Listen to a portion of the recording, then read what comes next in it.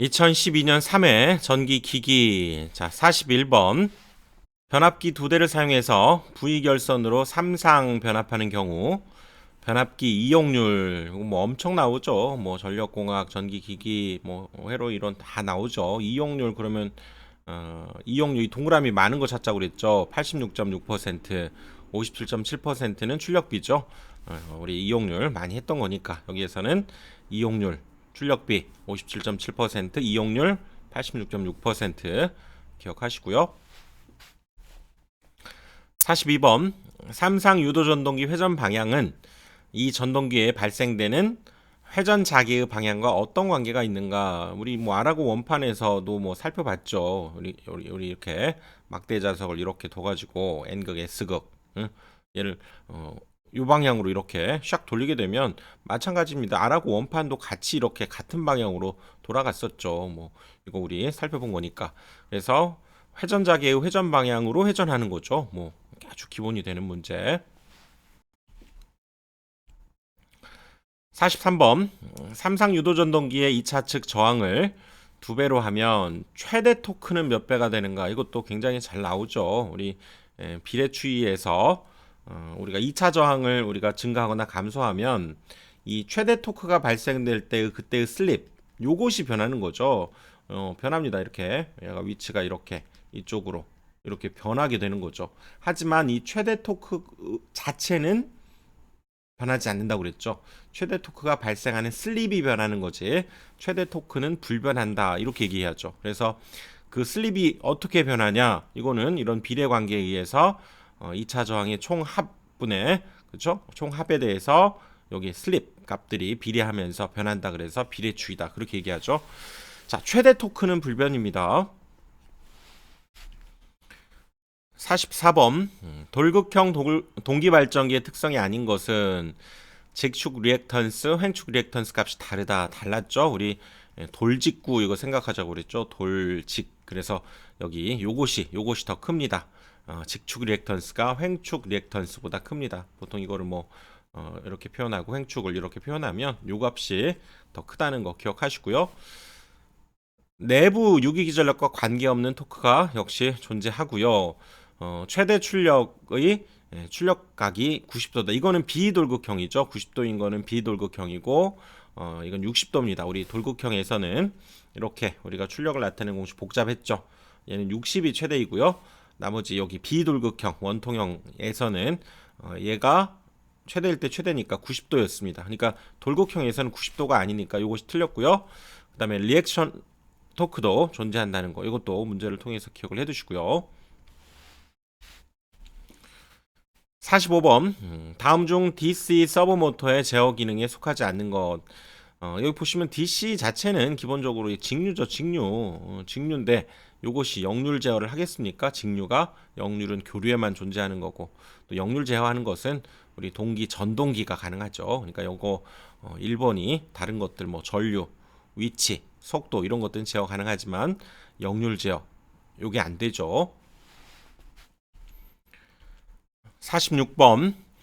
동기발전기 회전자 둘레를 두 배로 하면 회전자 주변 속도는 몇 배가 되는가? 뭐 회전자 우리 원통 이렇게 생각하면 되죠. 반지름을 R이라고 하면 뭐 지름 우리가 보통 D라고도 표현하죠. 지름은 D, 반지름은 R 이렇게 얘기할 때 일단 요 둘레 길이가 2파이 R이죠. 2파이 R에 초당 회전수를 우리가 스몰 n이라고 한다면 그게 바로 그 속도가 되는 거죠. 초당 회전수에다가 이 둘레 길이가 곱해지니까 전체 굴러간 초당 굴러간 거리가 나오니까 그게 바로 속도가 되는 거죠. 그래서 여기 뭐 지름으로 표현하면 파이 2r이 d니까요. 파이 dn 이렇게도 나타내고 또 이거를 만약에 분당 회전수가 주어진다면 뭐 이렇게도 표현하죠. 아무튼 이 둘레의 길이를 두 배로 하면 이 부분이죠. 이 부분을 두 배로 하면 속도가 어떻게 되냐 물은 건데 속도는 이 둘레의 길이에 당연히 비례하는 관계죠. 그러니까 두 배가 되면 주변 속도도 두 배가 된다. 이렇게 답을 해주시면 되죠. 47번. 실리콘 정류 소자 SCR에 관계가 없는 것. 교류 부하에서만 제어가 가능하다? 그렇지 않죠. 직류도 제어 갑니다. 그 방향이 단방향으로 해서 이건 직류도 제어가 가능하죠. 아크가 생기지 않도록 열의 발생이 적고 턴온시키기 위해서 필요한 최소의 순전류를 레칭 전류 뭐 이것도 나오니까요. 레칭 전류 기억을 해두시고요. 게이트 신호를 인가할 때부터 도통할 때의 시간이 짧은 편이 이 SCR의 장점이죠. 자, 교류부하만 쓰는 게 아닙니다. 직류도 쓰게 되어 있습니다. AC, DC 다 제어가 가능합니다. 48번 Y결산한 변압기 2차 측의 다이오드 6개로 삼상 전파의 정류 회로를 구성하고 저항 R을 걸었을 때의 삼상 전파 직류 전류의 평균치가 어떻게 되는가 물었는데요. 이거 우리 뭐 기억하죠. 단상 반파 같은 경우에는 0.452의 일단 직류 평균 전압이었고요. 단상 전파 같은 경우 요거의 2배였죠. 0.92였습니다. 이것은 교류축이 되는 거죠. 그 다음에 요것은 삼상 반파 같은 경우는 1.172였죠. 그리고 삼상 전파 같은 경우에는 요거의 2배 정도 되는 역시 352 이런 관계였죠. 그래서 여기에서 이제 전류의 평균치를 구하라고 그랬으니까 전류는 당연히 이것을 R로 나눠주면 되는 거죠. 이것을 이제 전압이니까 다 이것을 이제 저항 R로 나눠주게 되면 이제 전류의 평균치가 나오는데 이걸 찾아주면 됩니다. 여기에서는 지금 삼상 전파라고 했기 때문에 요거 1.35 R분의 1 이걸 찾아주면 되고요. 어차피 외워야 되니까. 근데 없잖아요. 그러면 계산해보는 거죠. 1.35가 나오게 되는 요 값들을 다 계산해보면 1번이 나옵니다. 요거 계산해보면 1.35가 나오죠. 그래서 1번 이렇게 답을 해주시면 됩니다. 이렇게 푸는 것이 이 문제에서는 가장 쉬운 방법이죠. 49번 권수가 같은 두 대의 단상 변압기로 삼상 전압을 이상으로 변압하기 위해서 스코트 결선을 할 때 T좌 변압기의 권수는 전 권수의 어느 지점에서 택해야 되는가. 자, 요 모양이죠. 스코트 결선 그러면 이렇게 두 대를 가져다가 지금 여기에서 여기 2분의 1인 점에서 하나 꺼내서 여기 연결하고요. 또 2분의 루트 3인 곳에서 꺼내서 이렇게 3상을 만들고 이쪽에서는 이제 두 개의 상이 만들어지는 거죠. 그래서 지금 T좌에서의 권수니까 T좌에서의 이 전체 권수에 여기가 2분의 루트 3인 그 지점을 선택을 해야 된다는 얘기죠. 외우셔야 됩니다. 2분의 루트 3. 50번 전동기 기동 시에 1차 각 쌍의 권선에다가 전격 전압의 루트 3분의 1 전압이 가해지고 기동 전류는 전전압 기동을 한 경우보다 3분의 1이 기동되는 법 뭐였습니까? 이거는 Y델타 기동이죠. Y델타 기동. 그래서 Y델타 기동 같은 경우에는 Y결선으로 일정 시간 기동한 뒤에 델타로 전환해서 기동하는 방법이죠. 전류 3분의 1, 토크 3분의 1, 전력도 3분의 1입니다. 그래서 이 토크가 전압의 제곱에 비례하니까 그렇죠? 여기에 토크죠. 토크가 전압의 제곱에 비례하니까 전압 같은 경우는 루트 3분의 1배가 되는 이 내용을 지금 설명해 놓은 거죠. 이거 기억해야 됩니다. 전류, 토크, 전력 3분의 1, 전압은 루트 3분의 1로 기동하는 방식 Y델타 기동이죠. 51번 어떤 수차용 교류 발전기의 단락비가 1.2였다.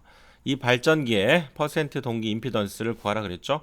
우리 단락비 그러면 우리 단락전류 이렇게 구할 때 지금 퍼센트 여기가 퍼센트 임피던스 분의 100이죠. 여기 자 단락 전류 자체는 우리가 전격 전류가 주어지게 되면 퍼센트 임피던스 분의 100 이렇게 해서 구하게 되는데 이 부분을 우리가 단락비다 이렇게 얘기하죠.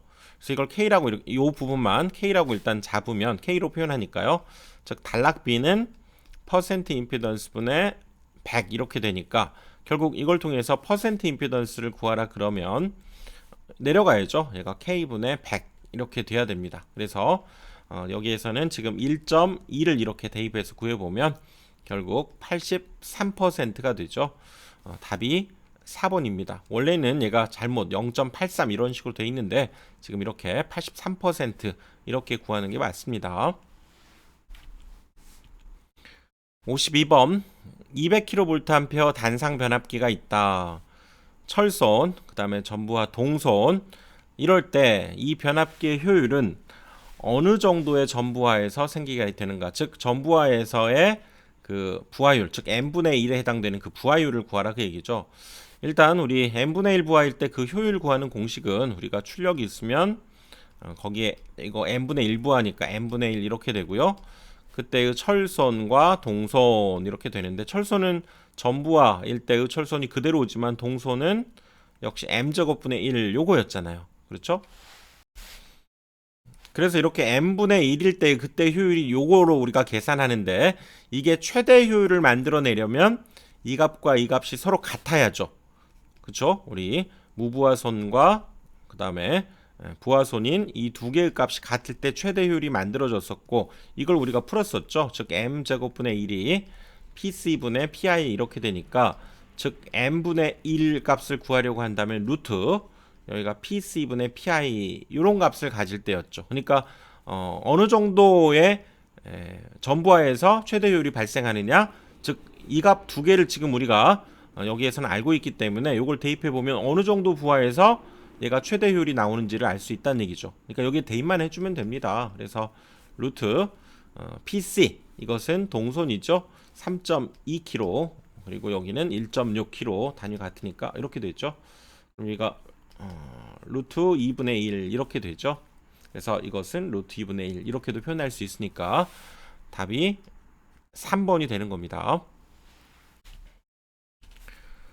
53번 권선형 유도전동기의 전부하 운전 시의 슬립이 4%고 2차 전격 전압이 150V였을 때 2차 유도 기전력을 구하라 그랬네요. 자, 2차 유도 기전력 그러면 우리가 원래 1차 전압에 슬립을 곱한 만큼만 영향을 받는다 그랬죠. 근데 여기에서는 2차 전격 전압이라고 했는데, 이것은 1차와 2차, 즉 회전하고 있지 않을 때, 그때는 여기 E1과 E2가 그대로 전달된다 그랬었죠. 그러니까 여기에서는 지금 2차 전격 전압의 150이라는 얘기는 지금 E1을 요거로 잡은 겁니다. 그래서 이걸 우리가 표현하자면, 이걸 2차 전격 전압을 E2라고 하면 2차 유도 기전력은 이제 슬립을 영향을 받은 유도 기전력 이렇게 표현해 주는 것이 좋고요. 여기에서는 그렇다면 슬립이 4%니까 0.04에 2차 전격 전압 150 이걸 계산해 주면 되죠. 답은 6V가 나오죠. 그래서 여기에서는 우리가 회전 시에 유도 기전력을 우리가 2차에 여기 슬립에 영향을 받은 기전력이라고 하면 그 슬립만큼 영향을 받는다 그랬었죠. 그리고 이건 E1과 E2가 서로 같다라고 이건 본 건데, 이거는 회전하지 않을 때 그대로 전달되는, 즉 전격 전압 2차 전압에 슬립의 영향을 받고요. 주파수도 마찬가지였죠. 그 슬립의 영향을 받아서 슬립을 곱한 만큼만 전달된다, 그런 의미였기 때문에 여기에서는 2차 전격 전압 이 값에다가 슬립을 곱한 값이 우리가 전달되는 2차 유도 기전력 이렇게 얘기할 수 있다는 거죠. 자, 4번입니다. 54번 삼상 유도 전동기 특성에서 비례추이하지 않는 것 고르라고 했는데요. 이건 여러분들 외우셔야 됩니다. 비례추이가 가능한 것과 불가능한 것들이 있는데요. 일단 불가능한 것 중심으로 출력, 효율, 동선, 그래서 추려동 이렇게 여러분들 기억해 두신다면, 즉 비례추이하지 않는 것을 골라라 그러면 이 중에서 추려동 이렇게 기억을 하시면 출력이 답이 되는 거죠. 나머지 것들은 비례추이하게 되고요. 1번이 답입니다. 기억해 두세요. 불가능한 것, 비례추이 불가능한 것, 추려동. 55번 단자 전압이 200V, 전기자 전류가 30A가 흐르는 직권 전동기의 회전수가 500rpm이었고요. 또 이번엔 전기자 전류를 줄였네요. 20A로 줄였을 때 그때 회전수는 어떻게 되는가를 물었네요. 여기에서는 지금 전기자 전류가 지금 줄어든 것을 지금 얘기했고요. 또 전기자 저항, 계자 권선의 저항의 합이 0.8이라고 했네요. 한번 그림을 한번 그려보면 전기자 이렇게 있고요. 계자가 이렇게 있는 직권 이렇게 얘기할 수 있죠. 여기 단자 전압이 220V, 그리고 전기자 전류 이건 뭐 직권이니까 전기자 전류, 뭐 부하 전류 동일하겠죠. 여기 30A가 흐를 때 그때의 회전수가 지금 500rpm 이렇게 됐었는데, 이때 요것을 지금 얼마로 줄인 겁니까? 얘를 20A로 줄였을 때 여기 회전수를 구하라 그랬네요. 그래서 이때 지금 역기전력이라고 하는 것이 어떻게 됩니까? 65분의 피자판이라고도 하고 또는 이렇게 K-phi-n 요것들이 변하기 때문에 이 자속과 회전수에 의해서 이것이 지금 역기전력 이런 관계가 있죠. 근데 여기서는 지금 회전수 관계를 물었는데 회전수는 가만히 보면 이건 상수고요. 역기전력에는 얘가 비례하고 그 다음에 여기 파이에는 반비례하게 되는 거죠. 왜냐면 얘 분모로 내려가 이쪽으로 가면 분모로 가는 거니까. 그래서 이 회전수라고 하는 것은 이 역기전력 E에는 비례하고 그 다음에 여기 파이에는 반비례한다 이렇게 얘기할 수 있죠. 그래서 먼저 여기 30A가 흐를 때 그때의 여기 역기전력을 E1이라고 한다면 자 그때의 역기전력 얘는 어떻게 됩니까? 여기 일단 220에서부터 지금 이쪽 이 합산되어 있는 지금 저항값이 0.8이라고 알려줬기 때문에 이 둘에서의 합산된 저항에 의한 전압 강화를 빼야 되겠죠. 전동이니까 빼기 그러면 지금 30A를 지금 먼저 하고 있습니다. 30 곱하기 0.8 이렇게 해서 계산하면 194가 나오죠. 196이네요. 196이 나오고 그 다음에 자 E2 20A일 때 그때의 역시 역기전력을 구하면 일단 여기 단자 전압 220은 동일한 상태에서 이제 20A가 흐르면서 여기에서의 전압 강하니까 20 곱하기 0.8을 해주면 되는 거죠. 이렇게 해서 계산해 본 것이 얘가 204가 나오니까 결국 자 이제 회전수라고 하는 것은 원래 회전수 500에다가 자 여기 역기전력에는 얘가 비례하니까 지금 얘가 된 거죠. 그럼 걔가 분자로 갑니다. 나중값 얘일 때의 역기전력을 구하는 거니까 196분의 204가 되고요. 그 다음에 여기 파이에는 반비례하는데 당연히 여기 전류의 크기에 따라서 여기에서의 자속 어떻게 됩니까? 자속은 이 전류값에 비례하니까 그냥 이 전류의 비율을 써주면 되죠. 그래서 반비례하니까 이 나중에 20이 되었을 때의 값이 어디로 가면 됩니까? 분모로 가면 돼요. 그래서 여기에 전류값 20이 오고요. 처음 것이 여기는 30 분자로 가게 돼서 자 이걸 계산해주면 끝나는 거죠. 이건 반비례하니까 요거와 순서가 바뀌는 겁니다. 요거는 지금 역기전력이 204일 때의 회전수고 그게 바로 20A였으니까 얘는 여기로 오게 된 거죠. 자 이걸 계산해 보면 780이 나오네요. 780 RPM 4번이 답이죠. 56번 다음 중 권선형 유도전동기의 기동법. 자 권선형은 2차 생각하자고 그랬죠. 2차 저항기동법이 여기에서 권선형 유도전동기의 기동법입니다. 권선형은 2차 생각하시고요. 분상, 콘덴서, 반발기동명 이거는 뭡니까? 우리 반콘 분쇄 그래서 반콘 분쇄 그래서 단상 유도전동기의 기동법들이었죠. 그 중에서도 반콘 분쇄 이것이 기동 토크가 큰 순서대로 지금 표현한 거죠. 2번입니다. 여기서는 57번 동기발전기 단절권 특징이 아닌 것은 자 단절권 그러면 극간격보다 짧게 이렇게 코일을 감는 방식이었죠. 그래서 권선 피치, 자극 피치와 같은 것을 전절권 즉 극간격과 요거 감는 권선의 간격이 같은 것이 전절권이고요. 이거보다 짧게 갖는 것이 단절권이라고 그랬죠. 단절권은 짧게 갖다 보니까 동량이 감소해서 경제적이고 고조파를 개선하는 점이 장점인데 단점은 유기기전력이 줄어든다고 그랬죠. 뭐에 비해서 전절권에 비해서. 그래서 여기에서는 고조파 제거에서 파형이 좋아지고 재료가 절약되고 합성 유기기전력이 증가한다. 이것이 옳지 않죠. 이것이 답이고요. 코일 간격이 극간격보다 작다고 그랬어요. 극간격보다. 그래서 3번이 답이죠. 58번 1차 전압이 2200V 무부하 전류 철선인 단상 변압기의 자화 전류를 구하라고 그랬죠. 자, 우리 자화 전류는 여기에서 우리 변압기 지금 무부하 상태에서 여기 어드미턴스로 표현되어 있는 이 부분 있죠. 무부하 전류 I0가 자, 이쪽을 통해서 지금 철선을 만들어내는 전류, 그 다음에 자석을 만들어내는 자화전류 이렇게 흐르게 되죠. 그래서 이때의 이 무부하 전류 I0는 이 둘의 벡터 합이다 이렇게 얘기를 했었고요. 철선 전류와 자화 전류의 벡터 합으로 표현하고, 당연히 그 크기만을 생각하자면 얘는 루트 역시 요거의 제곱 플러스 자화 전류의 제곱 이렇게 표현할 수 있죠. 자, 여기에서는 지금 무부하 전류 전체 이 크기가 지금 주어져 있고요. 그 다음에 철선이 주어져 있고, 철선은 이제 여기에서 만들어지는 손실, 즉 여기에서의 전력을 의미하기 때문에 여기 철선 전류를 구할 수 있겠네요. 즉 철선 전류는 이 철선에 해당되는 전력이죠. 110을 여기에 걸리는 전압으로 나눠주면 되니까, 전압이 지금 2200V가 걸려 있다고 그랬죠. 그러면 이것을 2200으로 나눠주면 됩니다. 이걸 나눠보니까 요거 나누고 여기가 그러면 20분의 1이니까 0.05가 되죠. 이것으로부터 이제 우리는 자화 전류를 구할 수 있죠. 요거에 의해서 구하면 됩니다. 이거 양변 제곱하면 요거의 제곱은 여기는 이제 루트가 없어지죠.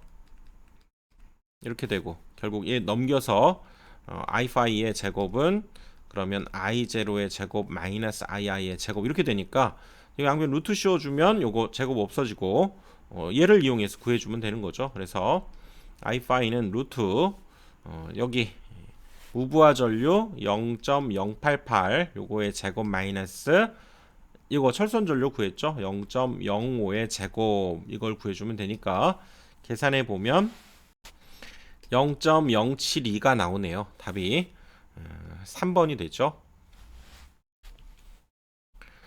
59번 단상 직권 정류자 전동기에 있어서 보상권선의 효과로 틀린 것은 그랬는데요. 자, 단상 직권 정류자 전동기는 직류, 교류 모두 사용이 가능한 만능 전동기다 이렇게 부른다고 그랬죠. 전동용 공구에 쓰이고요. 또 보상권선이 설치가 필요한데 전기자 반작용, 전기자 리액턴스 이런 거에 대응할 수 있고요. 또 속도가 증가할수록 역률이 개선되는 효과가 있습니다. 그리고 이런 비교적 소형 공구, 믹서, 치과 의료용 이런 엔진 등에 쓰인다는 거죠. 여기에서 그 보상권선의 효과를 물었는데요. 보상권선의 효과로는 제동 효과가 있는 것은 일단 옳지 않습니다. 나머지 보상권선에 의해서 우리 교류로 이렇게 사용할 때에는 역률 개선 효과도 있고요. 또 전기자의 기자력을 상쇄시켜서 누설 리액턴스가 적어지는 이런 것들, 전기자 즉 반작용에 대응하고 전기자 리액턴스에 대응되는 그런 효과가 있다는 거죠. 제동 효과가 있는 건 아닙니다. 4번이 답이죠.